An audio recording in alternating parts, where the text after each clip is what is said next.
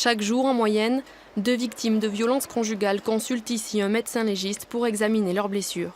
Les femmes sont les principales victimes. Au CHU, elles sont essentiellement envoyées par la justice, mais seulement 19% d'entre elles portent plainte. Il est difficile de les filmer, car leur vie est souvent en danger.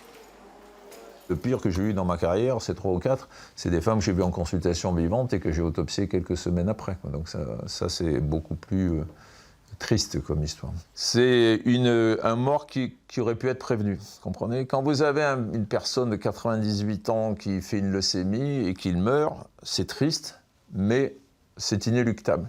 Quand vous avez une femme de 25 ans en pleine santé qui meurt et qu'il lui suffit qu'elle quitte le domicile pour s'en sortir, c'est vraiment regrettable. Qu'est-ce qui vous envoie vers moi ? Avant d'en arriver là, les sévices commencent souvent par des violences psychologiques. Un cercle vicieux où se succèdent périodes d'agression et périodes de rémission. Dans cette association, des spécialistes du problème forment les professionnels et offrent une écoute à ces victimes. Je n'y arrive pas.